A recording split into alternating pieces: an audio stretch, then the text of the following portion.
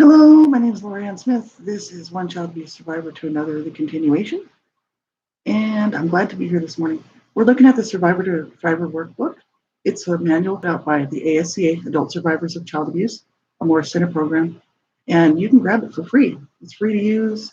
You can download it. You can read it as a web page on their website. I did pop that link into the chat, and it's www.ascasupport.org. And they want people to get a hold of it who are adult survivors of child abuse. It's free to use. Like I said, you can order a hard copy, like a physical copy if you want to. They do charge a few dollars for that, for the collating and the printing costs that it costs to do that, shipping costs. So, but otherwise you're free to use it, and we're free to look at it. We just can't change the wording and say that we wrote it, and, that sort of thing. And also, they don't want people monetizing it, and I don't monetize my channel. So I'm sure they wouldn't have a problem with us looking at this. And I have a support group going myself. I just started it back up with the ASCA, and also online. It's an online support group. And I also have an online SIA group, Survivors of Incest Anonymous. So that one is also going as well. And if you want information about any of that stuff, you can get a hold of me. Just look at my About section, and there's all my links there. You can contact me if you need info. Just wondering, how to get started, something like that. Or if I can help you find a group, whatever, just let me know. So we're looking at this manual, and we're on step 12. The last part of that other one was just the professional help section. I mean, we could go through that. The thing we were looking at yesterday, that the step was 11. I can identify faulty beliefs and distorted perceptions in myself and others. And we didn't finish up the professional help section. So we can do that. There's just a couple of ideas there from them. So we'll do that before we start the next one. But you have to do a safety check. Like, first of all, if you're sensitive to the topics of abuse and that sort of thing, you need to make the decision for yourself whether, this would be good for you to listen to. We're not going to get graphic or anything, really. But the issue is you need to, know what's good for you to listen to. So if you think the topics of abuse or child abuse might bother you, just turn the channel. You won't be hurting my feelings. I always say that because it's true. It's 9 o'clock in the morning. It's a little early for me. It's early for people to be, listening to stuff about abuse. It's not fun. So, I'm okay to do this. It's not going to bother me, but it's because I was abused as a child and I grew up in abuse. So, you have to make that decision for yourself, whether you think that might bother you. And if it does, just turn the channel, no problem. And if you're a survivor of abuse, just starting your healing journey, you need to make sure you're safe enough to be listening to anything like this, because any information about child abuse, even if it's adult recovery stuff, can trigger you. And you don't want that. It can trigger a survivor of abuse. So you need to do a safety check, and you can just ask yourself, am I feeling strong enough to listen to something like this today? How's this going to make me feel if I hear something that triggers me? Am I going to be able to handle it? Am I going to hurt myself or hurt somebody else? These are really important questions that you need to ask before you listen to something like this, because you don't want to be triggered and then end up having a horrible day, or possibly self-injuring or hurting somebody else because of the trauma you're reliving or whatever. So this is the issue. Be really careful when you're listening to anything like this, not just my stuff. I mean, anything out there that has to do with abuse-related stuff, child abuse, because it can trigger survivors of abuse, right? And the ASCA has a safety first chapter. It's like one of the first chapters, actually, on how to know if you're safe enough to actually be doing something like this, to even be listening to something like this or reading the manual. So that's why they do that. It's really important. So make sure you're safe enough, and keep yourself safe, right? That's all. And this is like adult materials. It's really not for minors. If you're, I always actually used to say that on my videos because my videos were quite explicit, but this won't be explicit today. But this really is adult-related material, adult-oriented material. It's for adult survivors of child abuse. Right? So that's what we're talking about. We'll get right into the last part of that step 11. I'm just going to finish it up and we'll move on to 12. It's the professional help section. It says, number 1, what kind of distortions has your therapist pointed out to you in the past? This is about distortions, like toxic thoughts about ourselves, or, things that are causing us problems in our life now from the past, like distorted beliefs, things like that. Share your ideas about this and discuss with your therapist and still present problems for you. Number 2, use your therapy sessions to help you refine your thinking and decision-making style. You can do this by discussing specific situations that are currently giving you problems. And with the help of your therapist, delve into these situations and see what kind of perceptions, attitudes, and beliefs they may reveal. Considering that feelings may significantly disrupt this process, you may need to work very slowly and deliberately and to practice regularly if you are to identify and minimize your patterns of distortion. And so that's all they had to say on that. But that whole distorted thinking is kind of it's sort of it's self-sabotaging is what it is, and it's kind of looking at life like they were saying. A few examples of sort of this distorted thinking or distorted belief system would be everything is black and white. There's no gray, there's no in between. Everything is good or bad. Um, if it isn't perfect, it's nothing. Things like this. Magical thinking. I was born under the wrong stars, so nothing will ever change. Stuff like this. These are things we could be thinking that's actually holding us back in our healing journey. So that's what that step was all about. And now we're going to move on to step 12. This is 94, page 94 of their PDF that they have, the Survivor to Thriver workbook. Step 12. So we're a little over halfway through. There's 21 steps total. And this is what we do in the group to go through these steps. And sometimes the groups will be, there's two types of meetings. One's an open share, tag share they call it. And that's just a share meeting. It's open share. You can share whatever you want. And then there's a step meeting, and that's what we're looking at is the actual steps, the 21 steps, right? So this is step 12. I am facing my shame and developing self-compassion. And when I first started looking at this, because I started looking at this manual early in my recovery, like I'd say probably 2010. So I've been looking at this manual for many years now. But I went through it originally and actually wrote the questions out and actually answered the stuff, all of those questions. And took a real hard look at what I was doing, what I was feeling, what the abuse had caused me to feel, all that sort of stuff. So I did this originally in 2010, 2011, I'd say. And so that's a long time ago. So obviously I'm much better off. I'm in a much better place now than I was before.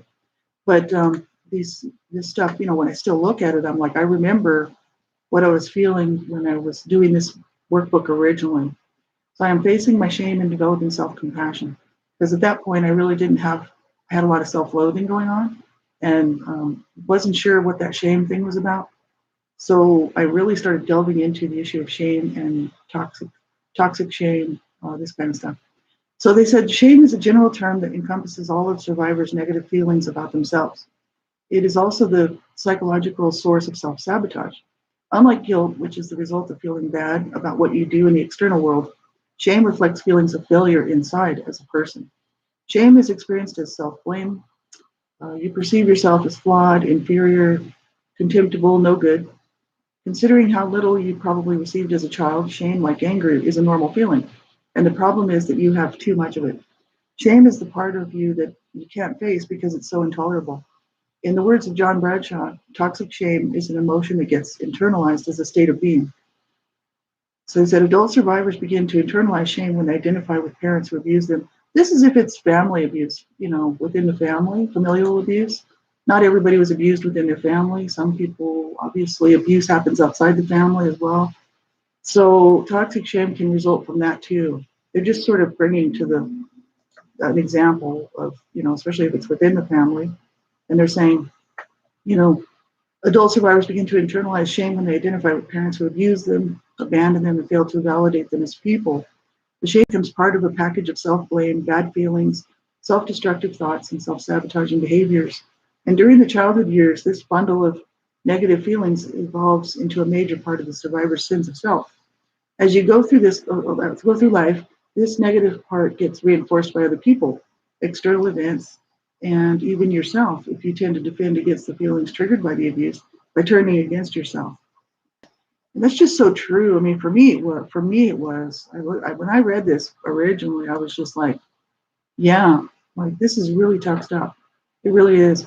I didn't think I had any shame because I didn't take the blame on for the abuse. So, I didn't feel responsible for the abuse, any of it.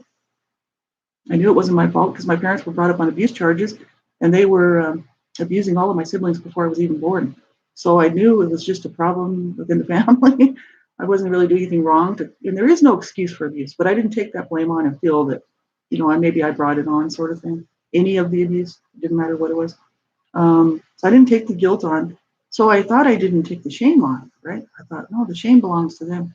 But actually, I had completely taken shame. It was really my biggest issue, and so I did a lot of work with John Bradshaw's "Healing the Shame Defines You," and that was a great book. Like they even quote him here, and that book really helped me out a lot. Let me tell you. But I went through it like piece by piece, did the work in it. It's like a little workbook too within the book. You can answer the questions, and it really shows you like what's seriously going on inside that's causing these issues on the outside in my adult life, right? And until I read that, I had no idea of that I was even carrying toxic shame. It just didn't make sense to me until I actually saw that stuff, and I'm like, oh, I see what I'm doing. Okay, I am carrying this stuff, right? Not self-blame, but feeling bad about myself, self-loathing, this kind of stuff. So not all this stuff will pertain to every survivor, right? Because we've all been through different things. This book, like this workbook here, the Survivor Thriver Manual, they tried to encompass, a wide range of issues that adult survivors face. So not all of it will pertain to all of us. You know what I mean? You have to kind of what doesn't pertain to you, just leave it out. Whatever.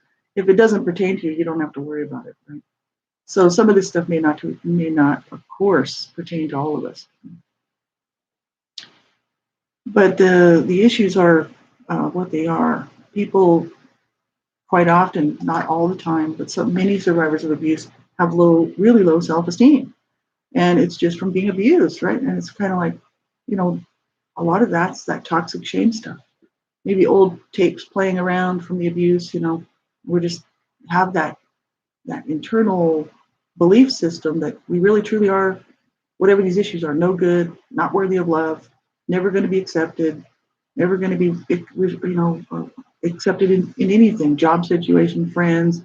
As an adult, I'm not being abused now. So the relationships that I have are either working relationships with people, a job situation, or friends or whatever.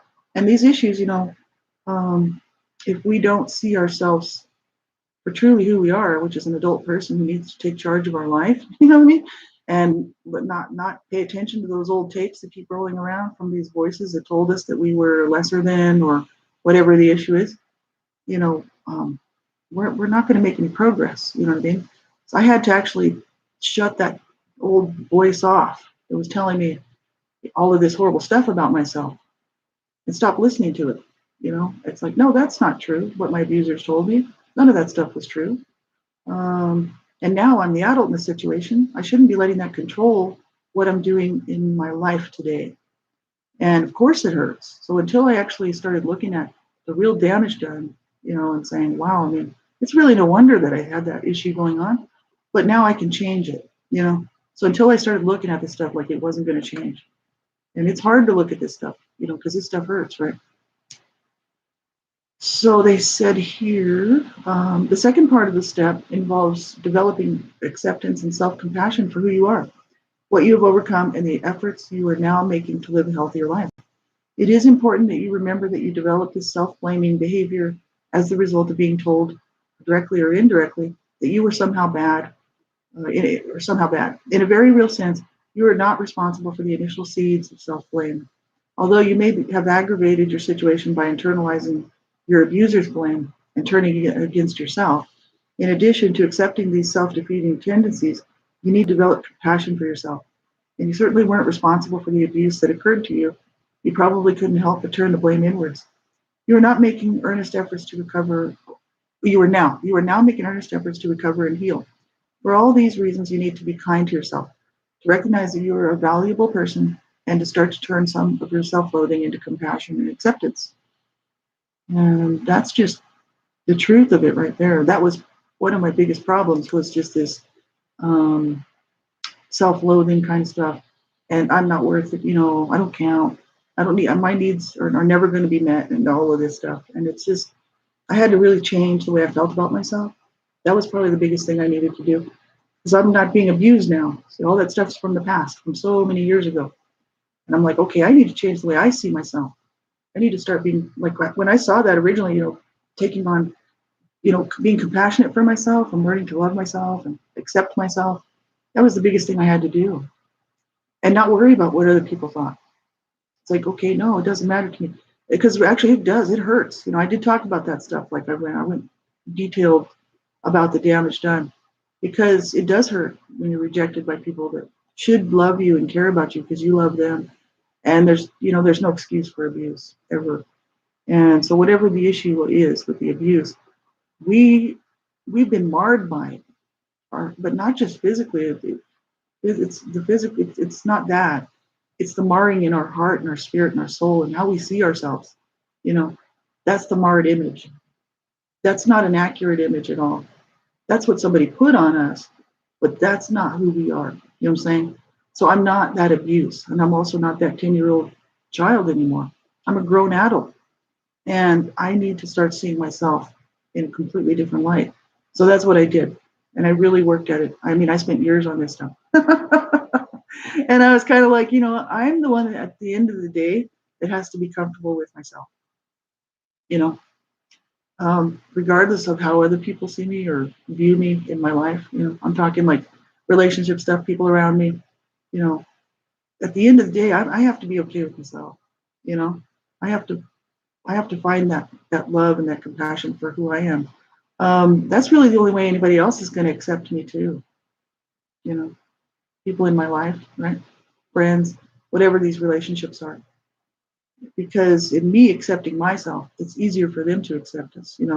If we just walk around with this self-loathing kind of stuff all the time and the those really low self-esteem stuff going on, it does put up barriers to people. People can sit, especially people who have really healthy boundaries and really healthy coping skills. They see that right away. It's kind of like a red flag.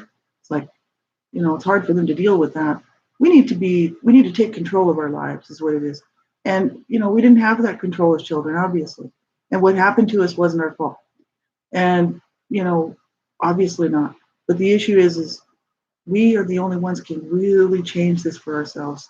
I used to really wish somebody else could come and take my pain away, you know. And I was like, can't somebody just come and take my pain away? This is before I started my healing journey. And it just, when I realized there's no one that can do this for me. I have to do this myself, I have to reparent myself, and I have to learn to cope and build these boundaries and get my life straightened out. You know what I mean? And it didn't take, like I said, it didn't happen overnight, right? It took time to go through this stuff and see what the issues were. Discover like my patterns, seeing patterns in the way that I deal with things and handle things, and make changes so that I'm living a healthier, happier life. And this stuff is tough. Like I'm saying, it's not easy to do, and because we're coming from a place of wounding, right? So it's hard, right? But that's why it's important to like to just not self-sabotage our lives anymore. We were already, I mean, if you were abused as a child, that's hard enough to come from. And then to be self-sabotaging, which is what I was doing, all I was doing was continuing the abuse on. And it's just me doing it now instead of them. Right? And I'm like, I gotta stop that stuff. I want to have a good life, and I want to be free from that misery and that pain from that abuse. So I need to work through it. And it's a lot of work. They said, considering that shame is probably deeply embedded in your sense of self, it will take a lot of courageous work to uncover it, examine it, and begin to transform it into self-acceptance. But it can be done. By working with your support network and sharing your feelings with other people whom you trust, you can begin to internalize a different, more accepting message about yourself. And to continue self-blaming is to do to yourself as an adult what was done to you as a child. You must sever this legacy by changing what you say to yourself, how you treat yourself, and how you let others treat you. That's absolutely correct. And that's what I started to do, because I was like, I got to learn to see myself differently, and I got to put boundaries up to, protect my, what I will accept and what I won't. And, like I said, it was a lot of work. It really was. It didn't, it doesn't happen overnight. It took a lot of real effort to get this stuff in place. But like I said, I'm in a much better place than have ever been in. My coping skills still need some work. I don't handle things well, and I don't cope well. If anything comes up in my life that I don't want to deal with because it's going to cause me some sort of sort of stress or distress, I immediately don't cope well with it. So I'm learning how to do this though, like I said. So I am getting much, much better, but I still have work to do, right? Because this stuff was so ingrained in me. It's absolutely so ingrained. Um, that until I practice getting through this stuff and coping properly, the practice is like the proof is in the pudding, right? So each episode that comes up, I try to learn from it. And it's like, oh, okay, I can do this. I can handle it. You know what I mean? And so whatever your issues are, I'm just talking about mine. You know what I mean? These things are until we see it and we actually learn how to deal with it. It's a problem, So I'm learning slowly but surely. I would like to. I wish it would have been faster, because I'm getting old, right? I'm getting old, and time is short, right? So I'm really trying to make progress here. The self-help section says, number one, read any of several available books and articles on shame and its debilitating effects. And that's what I did. I got John Bradshaw's book, like I said, and I looked online, all kinds of info online about toxic shame and abuse-related stuff. Number two, learn to identify the feeling of shame as it occurs in your daily life and write in your journal about situations that trigger shame. And three, reach out to others for help in learning to act differently in situations that trigger shame. By assertively affirming your strengths and admitting your weaknesses, you will counteract internal shame and arrest the shaming process in your everyday life. And you will also begin to accept yourself, good parts and not so good ones, as a valuable person. So that's awesome. And that's the thing. I mean, identifying the feeling of shame and how, when it occurs in our life, we can journal this stuff. That's really what I did. And I started to, because I was looking at all sorts of healing materials, and I found some great like websites out there just talking about what we can do to like change that really, you know, toxic belief about ourselves that we are not, whatever these things are in our life that hold us back. I'm not worthy. I'm not good enough. I'll never be good enough. Um, you know, I can't do it. These things that would hold us back, right, from anything. And I really started to turn it around. And I put sticky notes all over the place with all of these things that I would read because I had to learn how to love myself. I was like, I'd put them on the mirror in the bathroom when I was brushing my teeth and stuff. And I'd read this stuff in the morning before I went to work. I'd be like, I do count. I do matter. I love myself. I do. I'm a good person. All of this stuff. I'm not bad. And all of this, all over the place. I had them on the fridge, wherever I would go, my coffee pot in the morning, things like this. And it really forced me to look at that stuff. Even though I didn't really believe it at the time when I was reading it, I thought, no, I'm going to do this.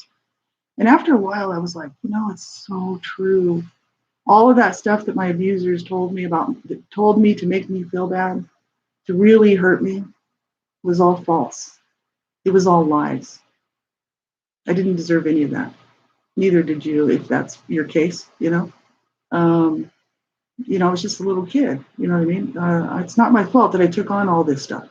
But the issue is that now I'm just doing it to myself by allowing the abuse to continue to hurt me. And I'm like, this is just nuts. So I started to really work on, okay, I need to learn how to really love myself. And not just say it, oh, yeah, I love myself, whatever. No, I'm talking like embrace who I am with my mistakes, my problems, my issues. And it's like, okay, I love myself. I know I'm not perfect. I never will be. And so therefore, it's just going to be as good as it's going to be, right? It's going to be, this is as good as it's going to get. You know what I mean? There's not much I can do, but I can love myself.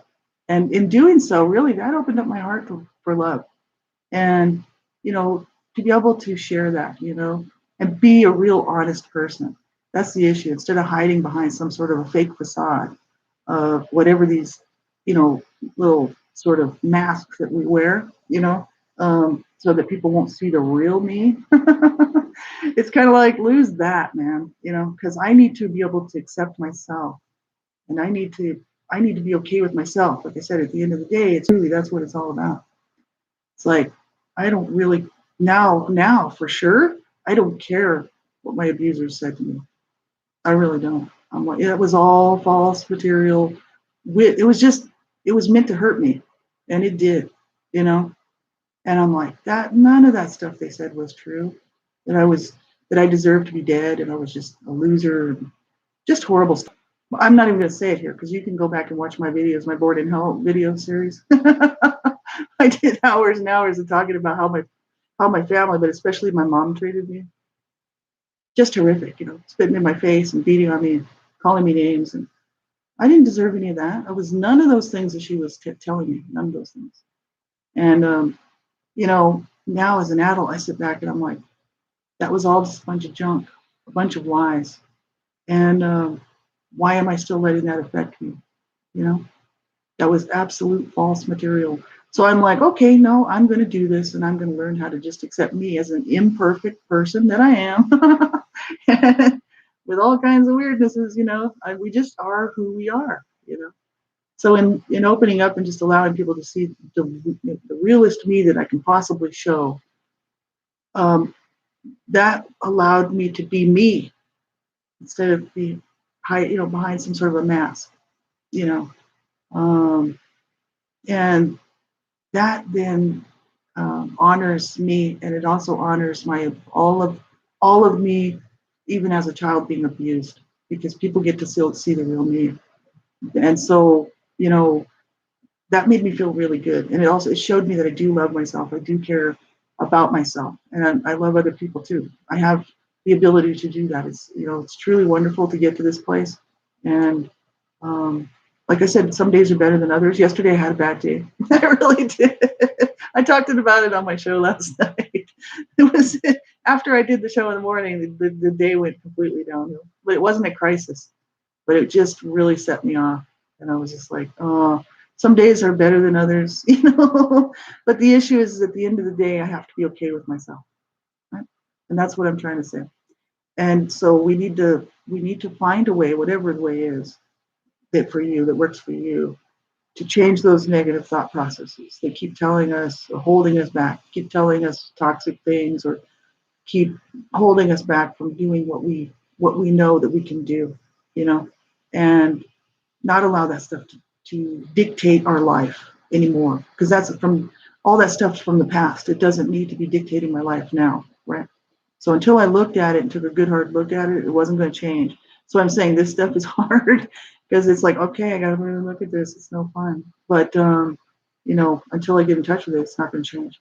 Number 4, this is on page 96 of the Survivor to Thriver Manual. Recall the people in your childhood who had something good to say about you. What words did they use to describe your best qualities? How did you feel when you were around them? Revive these important people from your past by writing about them in your journal and exploring what their support meant to you, and then and now. And I did have some people, not in my family, but I had some people outside my family, some of my friends' parents who used to say nice things to me.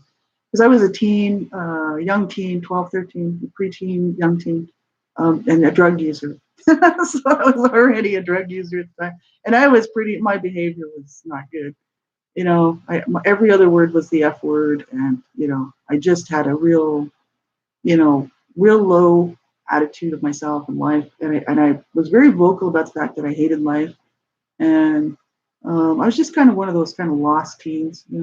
And my friends' parents were really nice to me. So it's one of my friends, Desiree. Her parents were really, really nice to me. And they could see that I was suffering. They knew that I was really struggling. And they're the ones, they did an intervention for me. But I told them, I said, if you go to the cops with this or report it, I'm going to run away.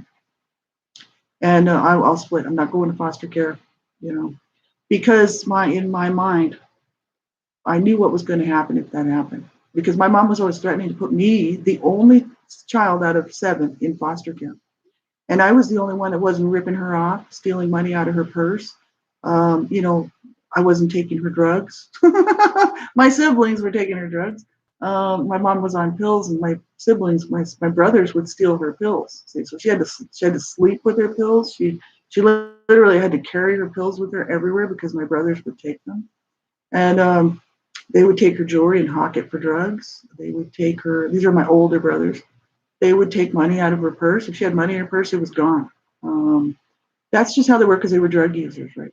And she never threw them out of the house. And I never did any of that stuff. I used to go to the store for my mom. I used to try to do nice things for my mom. And she's always threatening to throw me out. I was the one that was that needed to go to foster care because she hated me. She really did. And I went out when those people did that intervention that one time. I was just like, I'm not going to foster care because my siblings then would say to me, "Yeah, you were just so bad that you had to go to foster care. We got to stay, but you had to go." Really, it would have been the best thing that could have ever happened to me because I may have actually gotten some help. Right? Not all foster care situations are good. That's why I didn't want to do that because I knew some people who were in foster care who were being abused. And so the idea for me to go from one set of abuse to another did not seem like a good idea to me. I didn't trust anybody, see. So the issue is I would have just hit the streets and probably ended up dead somewhere. So the issue is these people were actually really good to me, and they used to they'd come and pick me up. I moved off the street. They used to be living on our street for like about 6 months or almost a year. Then they moved away to another side of the city that I couldn't get to, not even by bus. So they used to come pick me up and take me out to their place, and I'd stay for like 2-3 weeks at their house. And they just included me in as one of their children. That was the first time I ever, at the age of like 13, ever was included and welcomed and wanted around anybody, right? So it was very different for me. I really appreciated, what they did for me to just include me in. They said, I was just welcome in their home. And they said the nicest things to me. They were like, "We wish you were our daughter." I really wish they would have adopted me. I really do. I really do. I think that would have been the best thing because I'm still in touch with these people today. Like I said, they're in their 80s, actually closer to 90 now. They're up there in age. And they were so good to me. I mean, I really wish they could have adopted me, to be honest with you. Got me out of that hellhole.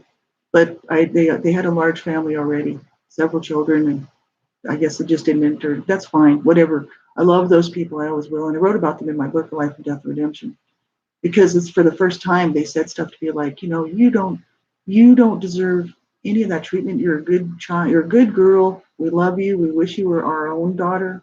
And stuff like that made me feel really good because my mom was. I'm not going to go into too many graphic details here, but my mom was doing everything she could to destroy me, you know. And so that woman I really sort of thought of her really as a mother, as a mother I would have wanted, you know what I mean? So I did have some nice people say some nice things to me when I was growing up through the abuse. And, not too many, but a few. But mainly because, they could see right through why I was the way that I was and why I was using drugs and stuff like that. And, not doing so great in school, stuff like that. So a lot of other people looked at me as a punk and really used to run me down, but I didn't care because I was already being abused. So I'm like, whatever, you know what I mean? Really hard stuff. But I did do that. I did go back and recall the people in my childhood who actually had nice things to say to me and things like that. Like I said, there weren't that many, but there were a few, and I'm thankful, really thankful for them. That's for sure. I had some really good friends too. I wrote about them in La Vida Jubies, even though we were kind of, we were punks and stuff. But the thing is we were all coming from homes of dysfunction, some from abuse, like me, but some just from like dysfunction. That's why I called it La Vida Jubies because we were the La Vida Jubies. That's the street I lived on. And the police actually named us that. The police officers that used to come out because we'd be doing minor stuff, really minor stuff. They were like, "You guys just need to quit fooling around. This is the Levita Jubies," you know what I mean? They were like, we keep getting calls out here and like, we got more important things to be doing. These police officers were really cool. And they could see they was just all minor BS, right? They were like, just, go do something constructive with yourselves. So, we were, those people in my life were very good to me, my friends. So there were people that did say nice things about me, but nobody in my family, let's just put it that way. My abusive family, no. So I didn't get any good stuff there. Not even from aunts and uncles or, I had aunts and uncles who lived way like 3,000 miles away. No real connection to those people. I'm sure they might have said something nice, but they were too far away. So number 5, those of you who are religious or spiritual can turn to your higher power to cleanse yourself of the shame and unworthiness that you feel so deeply. Religion and spiritual practice can be tremendous sources of inner sustenance and can provide an ideal vision to replace the negative role models and scenarios of the past. It's kind of one of the only sections that they do talk about this in this book, because they keep their stuff very non-spiritual, and that's for a good reason, right? That's why I don't mix my stuff here, my spirituality, with anybody on one child abuse survivor to another, and I never will, because it doesn't have to be mixed. It doesn't have to be part of it at all. It's up to you. And the thing is I think it's just realizing. I think it's, to be honest with you, more important to get in touch with yourself than it is to try to think that somebody else could take away the pain.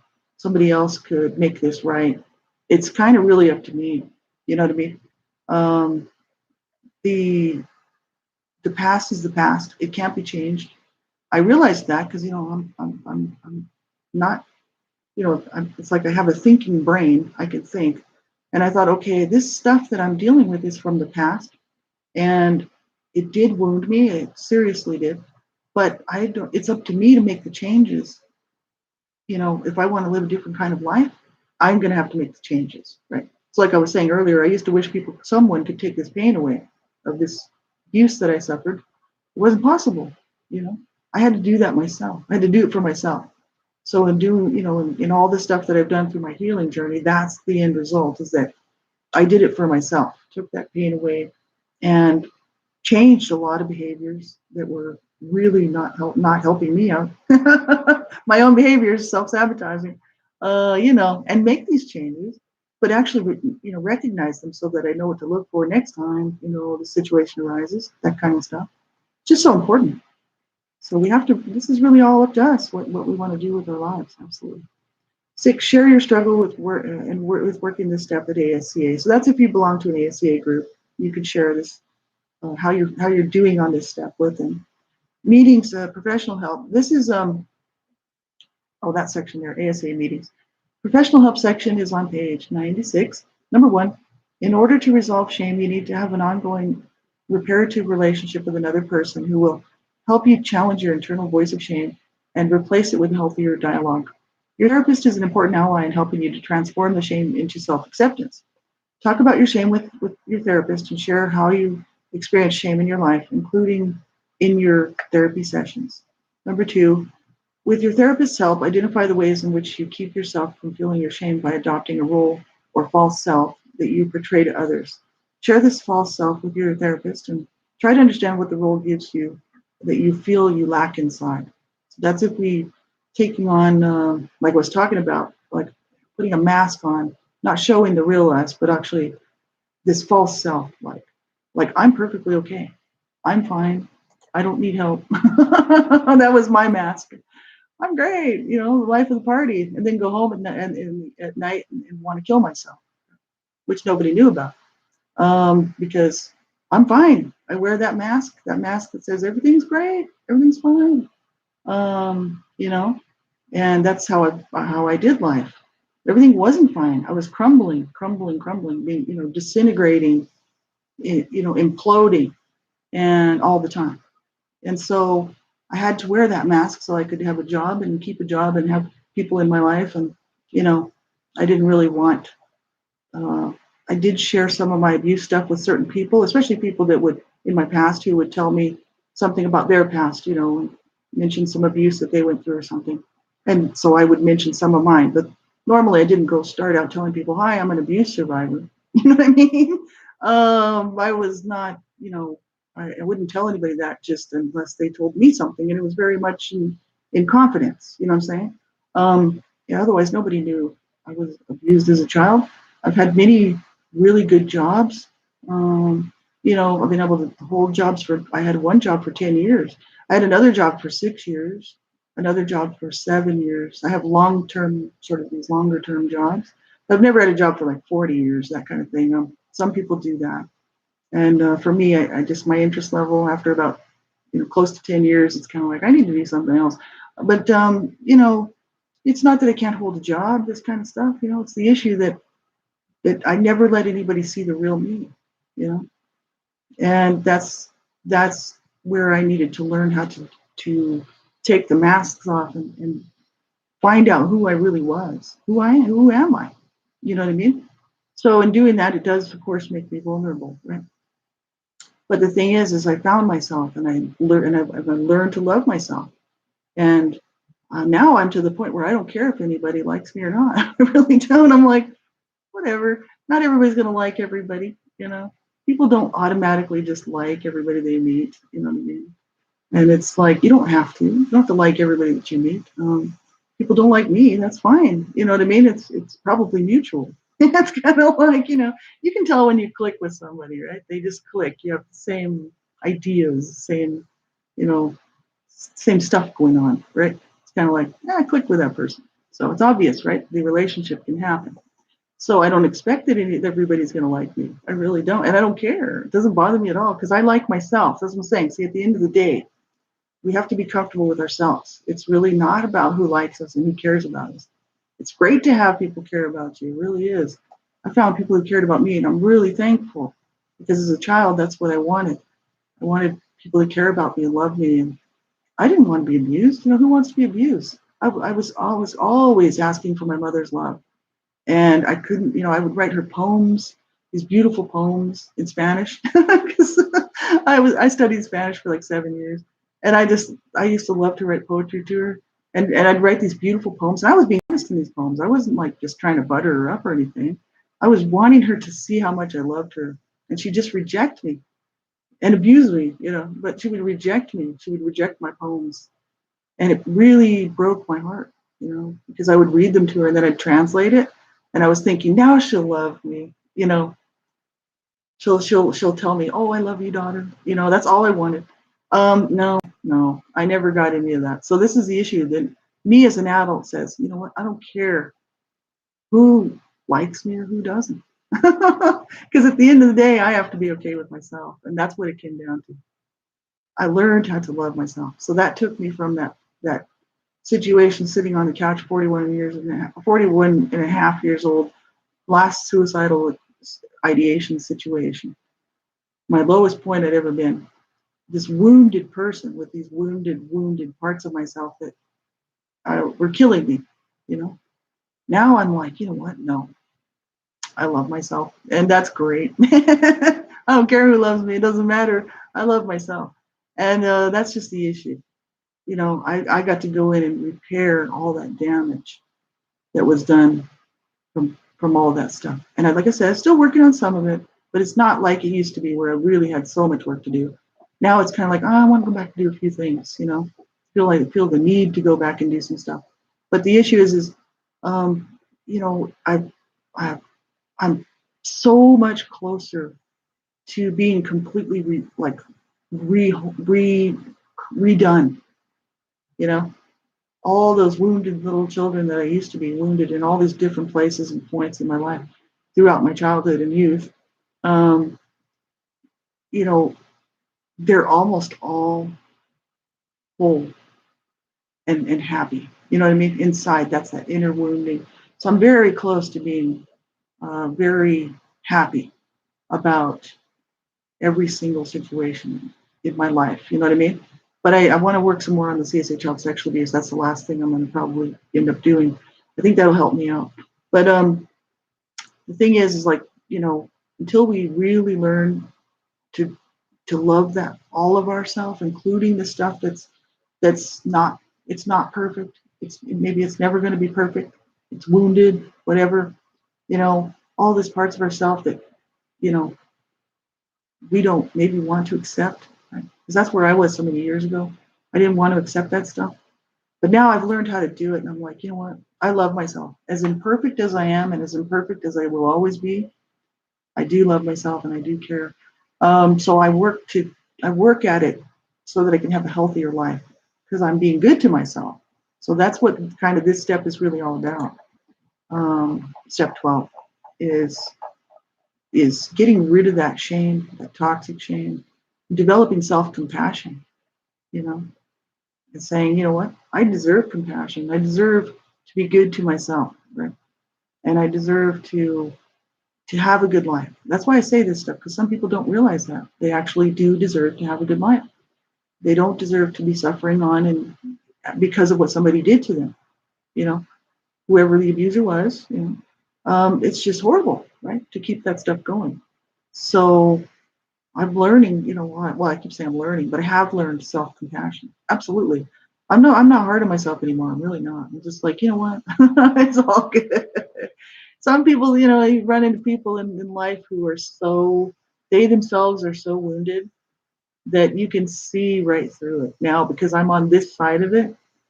I mean, I just run into some people and I'm just like, I don't know them. They're just kind of strangers, but I can see by their behaviors that they're so messed up. And I'm just like, I feel kind of sorry for them and more compassionate because I'm like, what caused you to be that way, buddy? You know what I mean? Like, obviously, you've got some serious problems going on. Most people that are doing this, that are out there being toxic, right?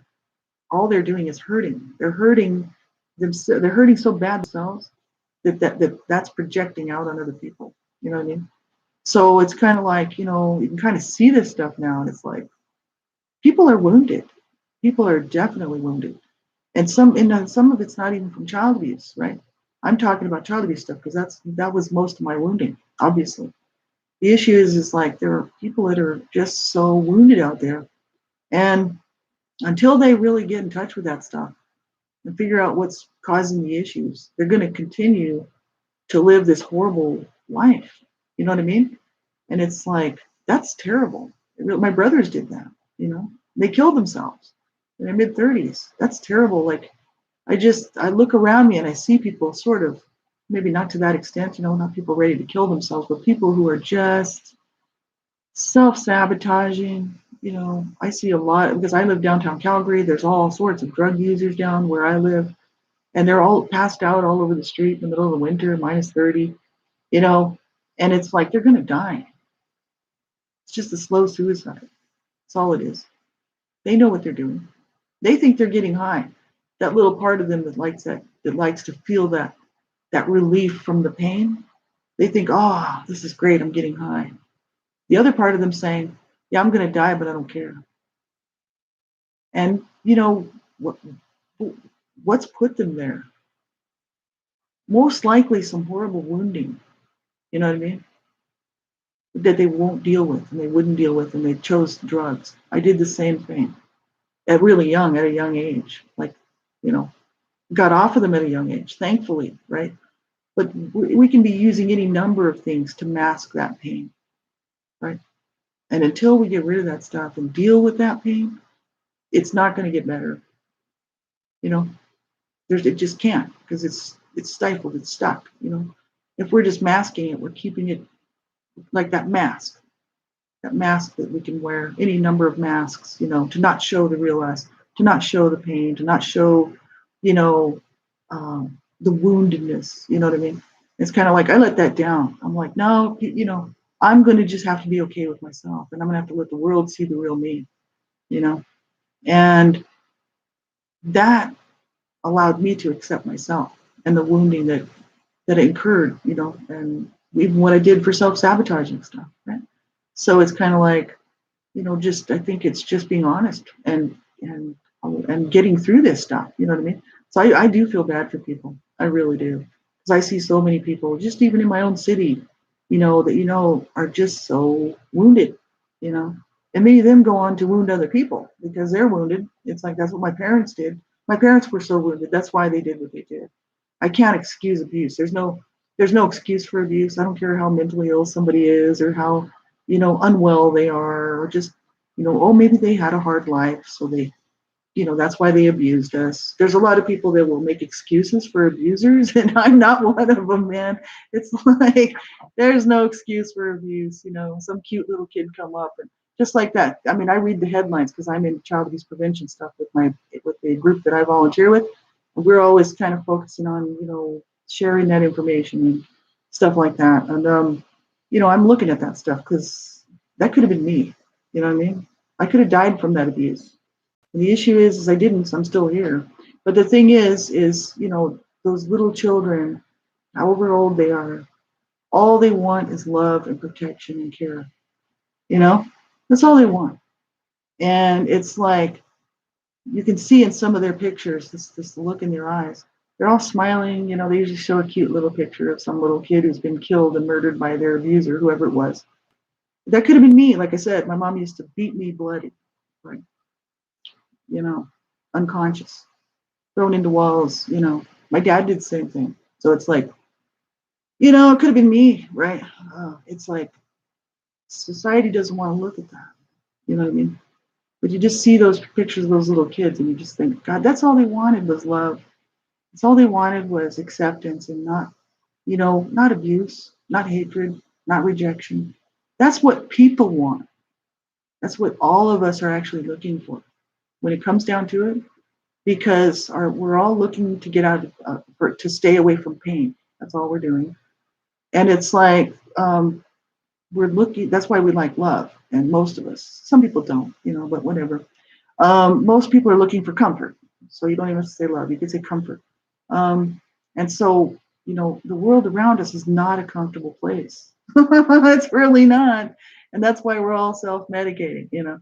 People are doing, whether, it doesn't matter what it is. It doesn't have to be drugs, self-medicating in any way, but including wearing masks, so that I don't have to, the people won't see the real me. I'm not vulnerable. And in that, I lose myself. You know what I'm saying? So it's kind of, I think the world's got a huge problem on its hands. That's for sure. And I, I'm glad to be on this side of it because I can sit here and I can literally say, if I leave my earth suit, like my body tomorrow, and I die or something, um, I'm going to be, I'm going to leave this earth suit free from all of that horrible stuff that they did to me. That's a really good feeling. It really is, to know that that stuff doesn't have any power over me anymore. You know, and that's wonderful. You know, it really is, because that means that the pain that I suffered as a child is not there anymore. You know, like I said, I got a little bit more work to do, especially with the CSA child sexual abuse. I'm going to go back and actually relook at that and do some real work on it. But once I'm done with that, I'm pretty sure that I'll be really done. You know what I mean? Because I feel so much better. And that's only because I spent a lot of time working on this stuff, like I said, and I got help instead of just, when going downhill all the time. Made little progress, little bit by little bit, slowly, slowly, and over time it's held. So I don't go back and have, even when a crisis happens, it's actually held all of these boundaries, all the stuff I set up for myself. So now when something happens that's just horrific in my life, I'm just like, I might have a bad day, like people do have bad days. That's what I'm saying. We're not all going to have great days. But I'm learning that in all of that, I trust myself. I love myself. I want a good life full of peace. And really, peace is big for me, a peaceful life. And just knowing that at the end of the day, I've done the best I could with what I have. That's the issue.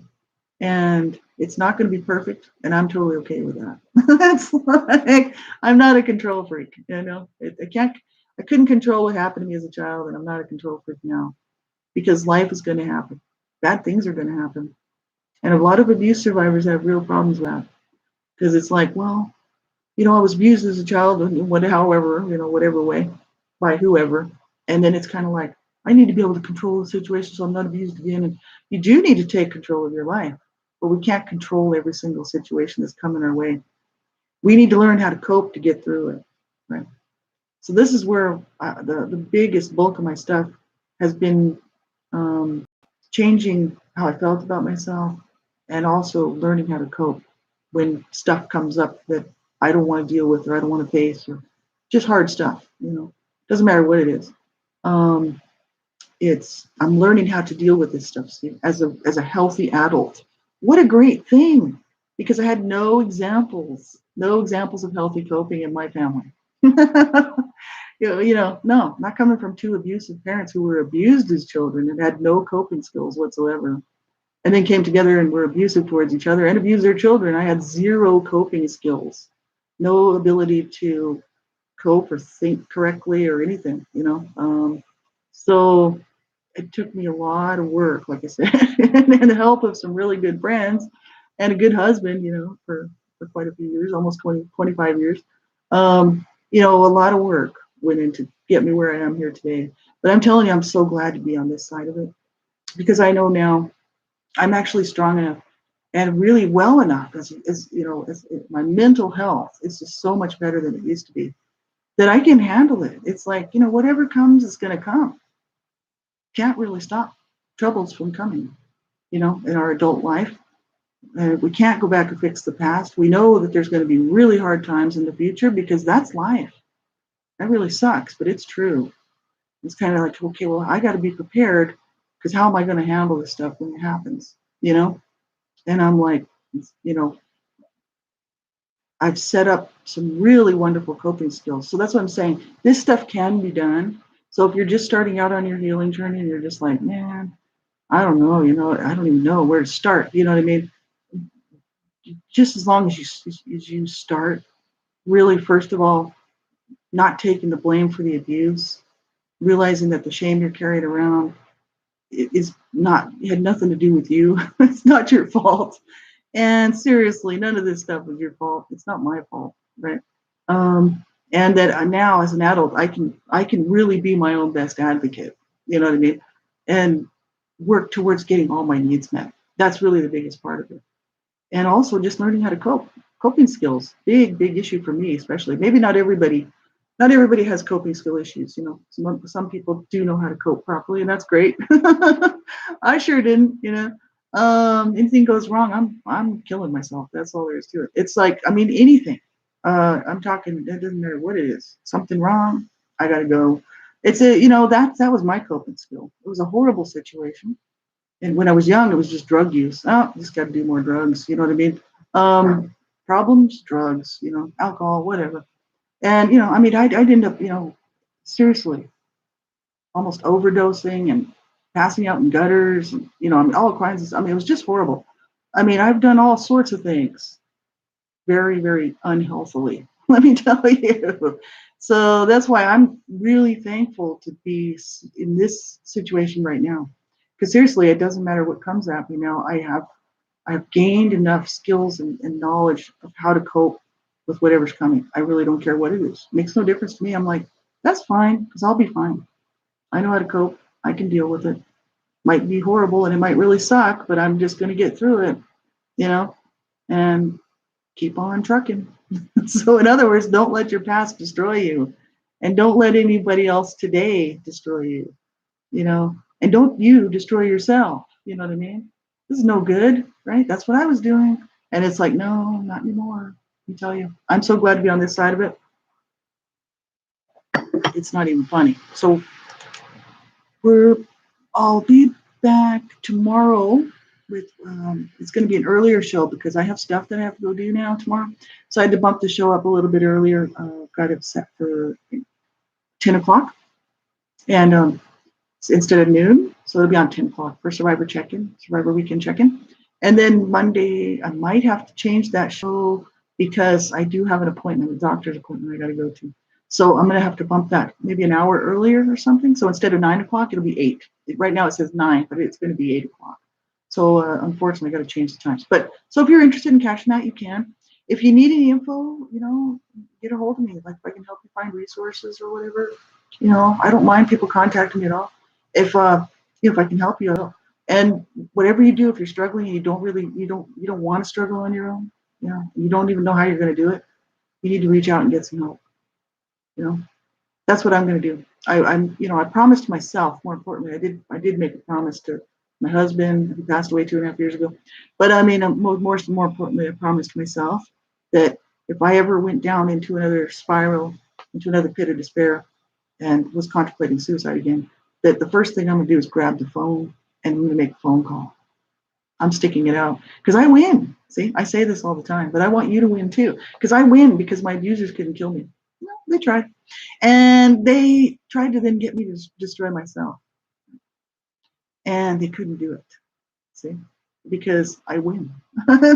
Every day I wake up, I'm like, I win. My victory. I want that for you. You know, don't let them win. No, they won. My two of my brothers killed themselves. They won the fight in that battle, right? Because my parents destroyed them, and then they destroyed themselves before they even hit the age of 35. And I was heading that way too, and that's what I'm saying. So it's my victory. Every single day I wake up and I'm like, I'm having a good life. I love myself. And I don't listen to those internal tapes anymore. I don't even care what they said was lies, and I'm not listening to it anymore. And I love myself, and I'm learning to love life, and I do love life now. But this is what every day that I wake up since I started my healing journey is a slap in my abuser's face. Is absolutely, and it makes me laugh because I'm sitting there and I'm like, yeah, I win, and that's what I want you to do too. Reach out if you're struggling and you can't cope, call a crisis line. That's what I'm going to do. And then if I don't like the person on the other end, and I think they're rude or idiots, I'm going to hang up on them. I'm going to call another one. And then if I don't like them, I'm going to call another one until I get the one that I like. And then I'm going to get some help, right? And that's what I want you to do too. Don't give up, my friends. I hope you have a good day. It's not going to be a good day for all of us, but keep looking for a better one tomorrow. That's all I can say. We'll see you again.